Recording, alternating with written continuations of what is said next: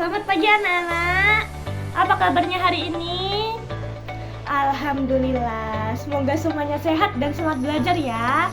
Sebelum kita memulai pelajaran hari ini, mari kita berdoa terlebih dahulu agar kegiatan kita berjalan dengan lancar. Yuk, semuanya duduk yang rapi, tangan dilipat. Semua ambil sikap berdoa.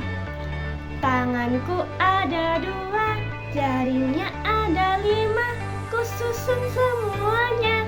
Mari kita berdoa. Rabbi zidni ilma warzuqni fahma. Amin ya rabbal alamin. Alhamdulillah. Semoga hari ini pelajaran kita penuh keberkahan ya. Amin. Nah anak-anak, masih ingat tidak kemarin kita belajar tentang apa? Ada yang ingat? Betul sekali Nak Yohan. Kemarin kita belajar bagaimana sih membaca dengan suara yang jelas dan ekspresif. Nah, hari ini kita akan melanjutkan dengan mempelajari pokok pikiran dalam paragraf. Pokok pikiran itu apa ya? Ada yang tahu? Ada yang sudah membaca? Pokok pikiran adalah gagasan utama dalam sebuah paragraf. Jadi itu istilahnya seperti jantungnya paragraf gitu. Dalam sebuah paragraf biasanya ada satu kalimat yang penting yang berisi inti dari seluruh isi paragraf. Nah, kalimat itu disebut pokok pikiran. Nah, pokok pikiran ini sering berada di awal paragraf. Namun juga bisa berada di tengah paragraf atau akhir, tergantung jenis paragrafnya. Kalimat lainnya itu biasanya untuk menjelaskan atau memberi contoh dari pokok pikiran tersebut. Mungkin kalian masih bingung ya, jadi ibu akan kasih contoh ya. Simak baik-baik. Nah, sekarang ibu kasih contoh. Ini ada paragraf, isinya burung merpati sering dijadikan simbol perdamaian. Warna bulunya putih bersih dan ia terbang dengan anggun di langit.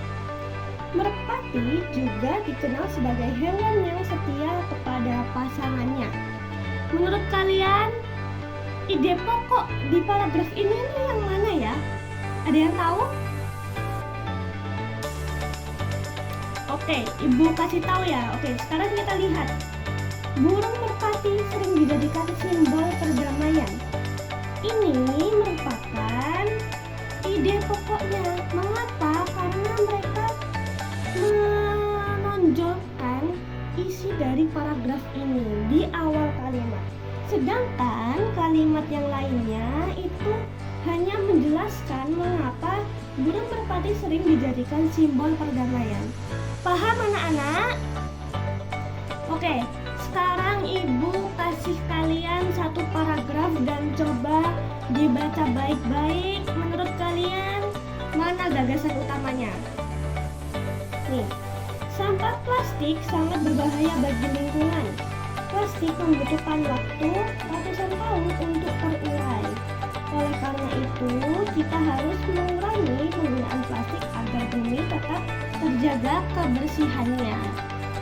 Oke, kalian baca baik-baik, kalian telah dengan baik-baik, lalu diskusikan dengan kelompok kalian, dengan teman sebangku kalian, oke? Oke, ibu kasih waktu 2 menit, silahkan berdiskusi yang ringan-ringan saja, oke? Gak apa-apa pendapat kalian berbeda, justru itu bagus. Siapa tahu kalian mendapatkan ilmu masing-masing dari sesama teman kalian, oke?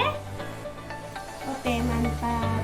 Setelah ini kalian akan maju ke depan untuk menguraikan hasil jawaban bandingan kalian, oke? Oke anak-anak, waktunya udah habis nih, jadi diskusinya udah cukup ya. Sekarang kalian akan maju ke depan, bergantian tentunya untuk membagikan hasil diskusi kalian masing-masing. Oke, sekarang siapa yang mau maju duluan?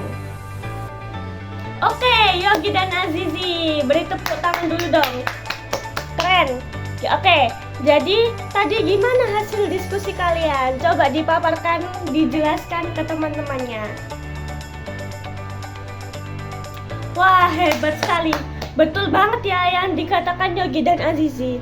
Kalimat sampah plastik yang berbahaya bagi lingkungan itu bisa kita sebut pokok pikiran. Karena itulah inti dari paragraf tersebut. Jadi anak-anak, pokok pikiran itu bisa kita temukan di mana saja, di awal, di tengah, atau akhir paragraf. Kita harus cermat untuk membaca paragrafnya. Paham? Oke, silahkan duduk untuk Yogi dan Azizi. Tepuk tangan sekali lagi. Oke, sebelum kita tutup pelajaran hari ini, Ibu mau ajak kalian main sebentar. Namanya permainan kalimat penting.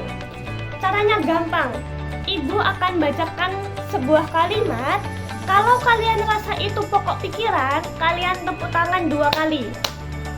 Tapi kalau bukan, diam saja ya. Paham?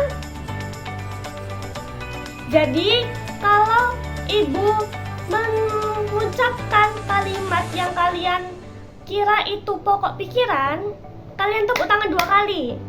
Tapi kalau kalian ngerasa yang ibu ucapkan ini bukan pokok pikiran, berarti kalian diam saja. Paham? Oke, ibu mulai ya. Kelinci suka makan wortel.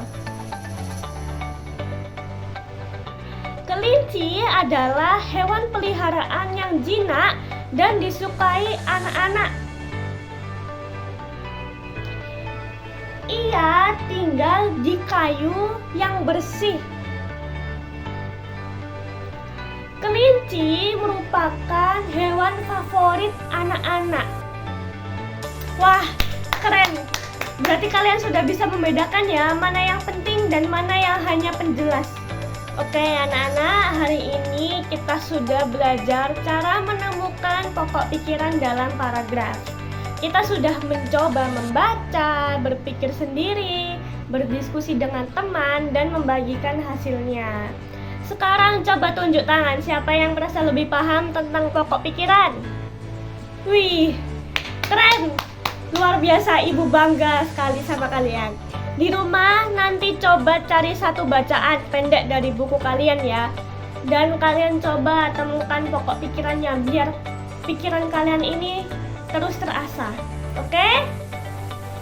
Oke, terima kasih atas semangat kalian hari ini. Ibu ucapkan terima kasih banyak-banyak. Wassalamualaikum warahmatullahi wabarakatuh.